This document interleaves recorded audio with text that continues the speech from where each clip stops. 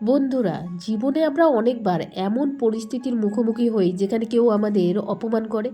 মনে রাখবেন, অপমান শুধু আমাদের জন্য চ্যালেঞ্জ নয়, বরং এটি আমাদের শক্তি, বুদ্ধি এবং মান সম্মান দেখানোর সুযোগ। আজ আমি তোমাদের শিখাবো চাণক্যের 7টি গোপন কৌশল, যেগুলো ব্যবহার করে তুমি যে কোনো অপমানকে শান্তিপূর্ণ, বুদ্ধিদীপ্ত এবং প্রভাবশালীভাবে মোকাবেলা করতে পারবে। কৌশল 1, শান্ত থাকুন, আবেগকে নিয়ন্ত্রণ করুন। গল্প: রাহুলকে তার সহকর্মী রেগে অপমান করছে। প্রথম প্রতিক্রিয়া সে চিৎকার করতে পারত, কিন্তু সে শান্ত থাকলো এবং শুধু বলল, আমি আপনার মন্তব্যটি বিবেচনা করব। বিশ্লেষণ: আবেগ নিয়ন্ত্রণ মানে নিজের সম্মান রক্ষা করা। তুমি রেগে গেলে তোমার আশ্লীলতা আরও বেড়ে যায়। শান্ত থাকো এবং দেখাও তুমি বুদ্ধি এবং দৃঢ়তার অধিকারী। কৌশল 2, ক্ষমা ও অবহেলা। গল্প: সুমি স্কুলে তার পোশাক নিয়ে মানে টিকাহাস্য পেয়েছিল। সে রেগে যাওয়ার বদলে শুধু হাসলো। অপরাধী যেন অন্যকে অপমান করে, তার উদ্দেশ্য হয় প্রভাবিত করা। অবহেলা করলে তার ক্ষমতা কমে যায়। সব অপমানের জবাব দেওয়ার দরকার নেই, চুপচাপ থাকো, ক্ষমা করো এবং দেখো তোমার শক্তি কোথায়। কৌশল 3, গভীর কৌশলময় প্রতিক্রিয়া। অনিলকে অফিসের একজন সিনিয়র তার কাজ নিয়ে তিরস্কার করলো। অনিল কিন্তু শান্তভাবে বলল, আপনার দৃষ্টিভঙ্গি শিক্ষণীয়, আমি এটাই যাচাই করব। সরাসরি রেগে যাওয়া নয়, পরিকল্পিত প্রতিক্রিয়া গুরুত্বপূর্ণ। প্রতিক্রিয়া দেওয়া মানে রাগ নয়, শক্তি প্রদর্শন এবং প্রভাব বিস্তার। কৌশল 4, নিজের শক্তি প্রদর্শন করো। নন্দিনীকে একজন অপমান করলো তার দক্ষতার জন্য। সে নিজের কাজের মাধ্যমে নিজের সক্ষমতা দেখালো। শক্তি দেখানো অহংকার নয়, শক্তিশালী হওয়া মানে শান্ত এবং দৃঢ় থাকা। তোমার কাজই হবে তোমার সেরা জবাব। কৌশল 5, চতুর পরিহাস। প্রিয়াঙ্কাকে পোশাক নিয়ে টিটকারি করা হয়েছিল। সে হালকা হাসি দিয়ে বের হয়ে গেল। হ্যাঁ, আজ একটু ভিন্ন দেখাচ্ছে, তাই না? হালকা হাসি পরিহাস পরিস্থিতি শান্ত করে, অপরাধী লজ্জিত হয়।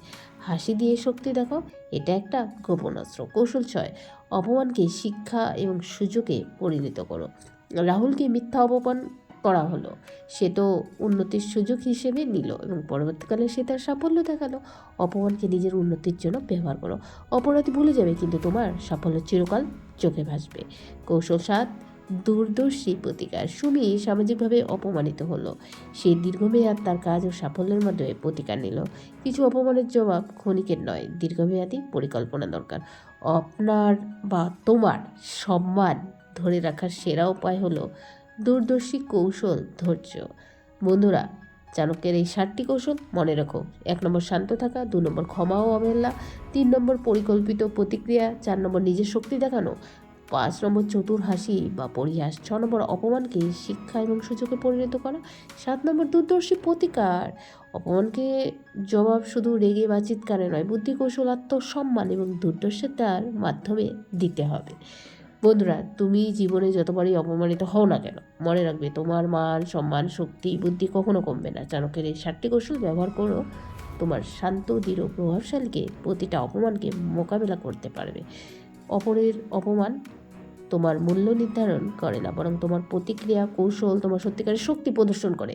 সততা, ধৈর্য, আত্মবিশ্বাস, কৌশলের মাধ্যমে তুমি সব বাধা অতিক্রম করতে পারবে।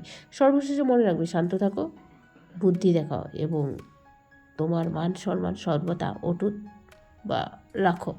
এই 7টি গোপন কৌশল তোমার জীবনের প্রতিটা মুহূর্তে তোমাকে শক্তিশালী করবে। তুমি প্রস্তুত হও তোমার সম্মান রক্ষার জন্য, প্রতিটি চ্যালেঞ্জকে জয় করার জন্য। আজ থেকে শুরু করো না, কাল তোমার মান সম্মান তোমারই হাতে। বন্ধুরা, কেউ যদি তোমাদের অপমান করে তাহলে তোমরা রেগে যাবে না। জীবন কিন্তু আমাদের অনেকবার এরকম পরিস্থিতির মুখোমুখি করেই, তাই না? তাই যেখানে তোমাকে কেউ অপমান করবে, মনে রাখবে শুধু তোমার জন্য এটা চ্যালেঞ্জ নয়, বরং এটা তোমার শক্তি, বুদ্ধি এবং মান সম্মান দেখানোর সুযোগ। তাহলে বন্ধুরা, আমার ভিডিওটি তোমাদের কেমন লাগলো? আর আজ আমি যে তোমাদের শিখিয়েছি চাণক্যের এই 7টি গোপন কৌশল, যেগুলি ব্যবহার করলে তুমি কিন্তু অপমানকে শান্তিপূর্ণ, বুদ্ধিদীপ্ত এবং প্রভাবশালীভাবে মোকাবিলা তো করতেই পারবে, আর তার সাথে তুমি চ্যালেঞ্জ অতিক্রম করবে। যে হ্যাঁ, অপমানের বদলা নীরবে নিতে হয়, শুধু গর্জন করে নয়। সাফল্যও তুমি এমনভাবে নিজেকে অর্জন করে দেখিয়ে দাও, আজ যে তোমাকে অপমান করছে কাল তোমার পাশে দাঁড়াতে তারই যেন লজ্জিত হতে হয়।